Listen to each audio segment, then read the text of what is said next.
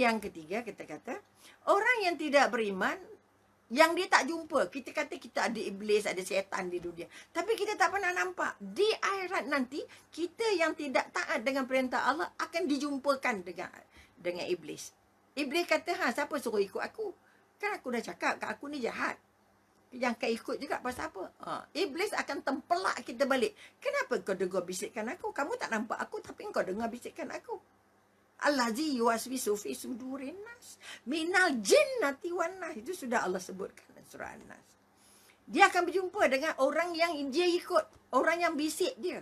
Sebab itu hati-hati langkah supaya kita tak terikut bisikan orang-orang yang dikuasai oleh iblis, yang menjadikan iblis ataupun benda-benda tagut dan lain-lain yang jadi sebagai bahan untuk kita percaya.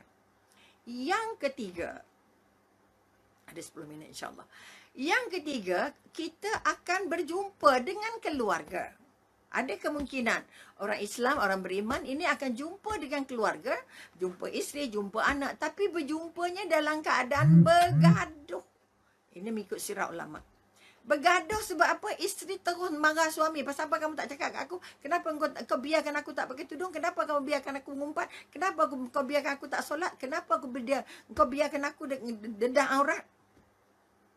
Maka wahai pemimpin, wahai suami, wahai ibu ayah, anak berkata, kenapa ayah biar je? Saya pakai short kat rumah. Kenapa ayah biar saja saya berkawan tak kira siapa dan sebagainya. Maka bergaduh, bertengkar, salah menyalah. Itu pun pertemuan. Kalau boleh kita tak nak pertemuan begitu. Okey? Kerana pertemuan begitu juga menyulitkan, memilukan, menyesakkan. Sebab kita ketika itu dalam keadaan yang sangat perlukan pertolongan. Dan yang keempat, kita kata ada yang kita berjumpa tapi pertemuan yang sangat membahagiakan. Okay? Apa dia pertemuan yang sangat membahagiakan? Pertemuan di mana kita berjumpa anak-anak kita yang baik dengan Allah, baik dengan Rasulullah, hidup berjuang untuk agama, hidup sayang pakai agama dalam kehidupan, pakai dalam pengurusan, pakai agama dalam mengurus keluarga, pakai agama dalam jual beli, pakai agama dalam menguruskan bank dan sebagainya.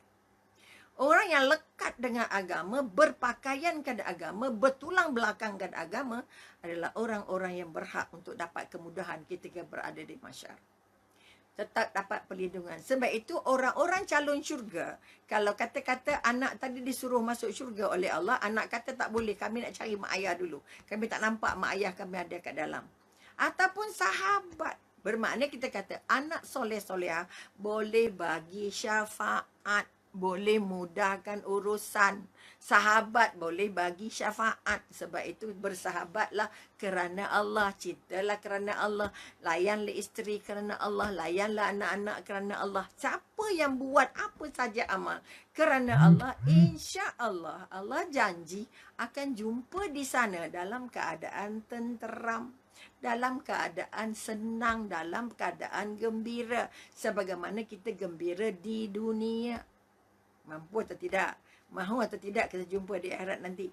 Anak soleh doanya terangkat. Anak soleh-solehah kalau dia berdoa untuk dirinya, Allah angkat. Doa untuk mak ayahnya, Allah angkat. Tapi kalau kita meninggalkan anak-anak yang buat maksiat, doa untuk diri dia pun tak lepas. Mana mungkin sampai untuk doa untuk kita setelah kita berangkat. Kerana apa? Setiap dosa, kata Rasulullah, setiap dosa-dosa yang kita buat menyulitkan proses untuk doa naik ke langit untuk ditunaikan oleh Allah. Sebab itu kalau kita meninggalkan anak yang terus buat maksiat, jangan harap dia nak dapat doa. Jangan harap kita nak dapat doa dia. Tak sampai doa dia. Doa untuk diri dia pun tak lepas. Sebab itu pesan dengan anak, jangan terus terlibat dalam maksiat. Jangan terus makan yang tak cantik. Jangan terus tak tutup aurat. Jangan terus tak layan agama. Jangan terus tak solat. Ini kekuatan yang nak kita angkat. Biar kita bergaduh di sini supaya kita bahagia nanti di sana. Walaupun kita kata, aku dah suruh dah, cakap dah, itu dah, ini dah, tapi dia tak nak buat. Jangan. Itu namanya putus asa. Terus doa. Terus dorong. Ini kekuatan. Supaya nanti kita boleh jumpa. Nak jumpa ke tak jumpa? Kalau bahagia masa berkurung macam ni, semua anak. Tapi anak ni kita jumpa lagi tak ke tidak? Anak ini bantu kita mudah masuk syurga ke tidak? Anak ini mudah doa untuk kita ke tidak?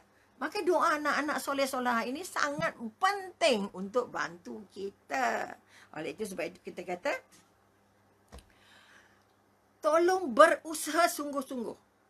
Pertama, usaha didiknya, usaha asuhnya, usaha tegurannya, usaha pujiannya, usaha dorongannya, usaha dapatkan bahan-bahannya. Berapa kisah Rasulullah ada, berapa tafsir ada, berapa buku-buku panduan ada, berapa buku fiqh ada, berapa Al-Quran ada, berapa tafsir ada, kelas Quran ada ke tidak, kelas ngaji buat ke tidak.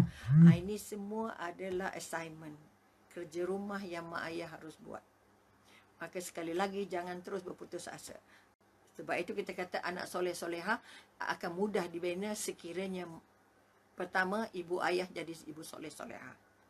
Menjadi contoh terbaik dari semua sudut. Dari makannya, minumnya, pakaiannya, pergaulannya, pertuturannya, percakapannya, amalan hariannya. Kalau mak ayah yang cinta Quran, pasti anaknya akan sayang Quran. Pasti anaknya akan baca Quran. Walaupun ibu ayahnya itu bukan hafiz-hafizah. Tapi bila dia melihat anak ibu dan ayah sangat sayang dengan Quran, insya-Allah anak akan ikut. Kedua, kalau ibu ayah masih dapat anaknya meragam sangat, tolong semak balik hubungan dia dengan ibu bapanya. Hubungan anak dengan ibu bapa yang bermasalah. Okey, anak suka nyakit hati, bengkak beju semua, tak betul dengan mak ayah, tak pernah minta ampun dengan mak ayah, tak melawan banyak dengan ayah, sakit hati mak ayah, hubungan tak baik dengan mak ayah, tak kisah dengan mak ayah. Insya-Allah.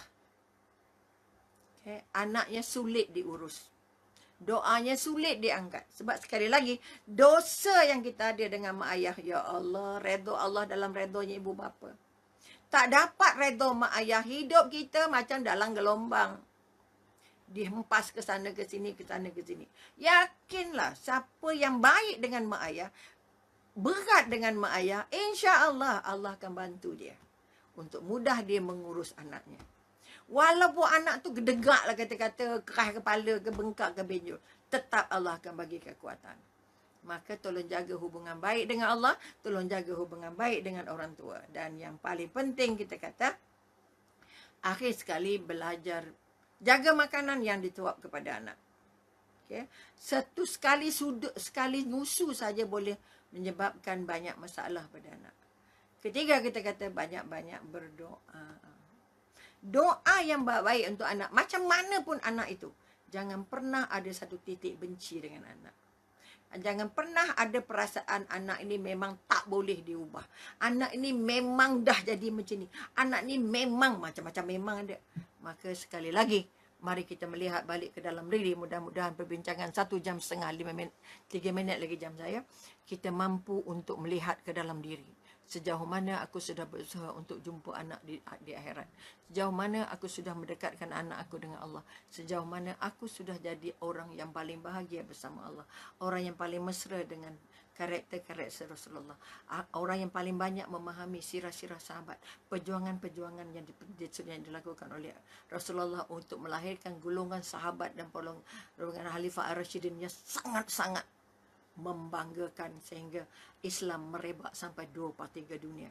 Mudah-mudahan dengan sedikit sentuhan ini akan membantu kita untuk berubah. Allah tak pernah ubah kalau kita tak ubah. Oleh itu belajar berubah dulu. Belajar berubah persepsi pergadaan anak. Belajar berubah persepsi dengan Allah. Belajar berubah melihat persepsi akhirat itu sangat mahal. Maka kita katakan kita belum tahu jumpa nanti di sana kalau kita tidak berusaha sekarang. Maka sekali lagi, latih diri untuk melahirkan anak-anak yang bukan jadi madu, tapi bukan jadi racun. Mudah-mudahan sedikit perkongsian ini akan menjadikan kita orang yang paling bahagia ada anak, paling bahagia berjumpa Allah, dan yang paling utama dapat masuk syurga bersama anak-anak. Sekali lagi terima kasih pada perhatian. Mohon maaf atas yang tak kena di mata dan hati. Yang cantik hadiah dari Allah, yang tak cantik atas kelemahan Umi sendiri. Maka kepada semua jemaah, Umi ucapkan selamat bersabar, selamat bertenang, dan selamat ikhlas menjalankan apa saja dalam keluarga, supaya semua kerja yang kita buat itu diterima Allah sebagai ibadah, insya-Allah. Jadi sekali lagi, wabillahi taufik wal hidayah. Wassalamualaikum warahmatullahi taala wabarakatuh, dan jumpa lagi insya-Allah. Jadi terima kasih pada jawatan kuasa Masjid Ibnu Abbas sekali lagi. yang mengusahakan pertemuan ini. Mudah-mudahan pertemuan ini dikira Allah sebagai satu daripada imbalan amal jariah yang layak membangun, yang dapat menyelamatkan kita daripada wabak yang sedang kita alami, memudahkan urusan pengurung kita, dan paling penting memudahkan urusan kita untuk berjumpa Allah, insya-Allah. Sekian, terima kasih. Assalamualaikum warahmatullahi taala wabarakatuh.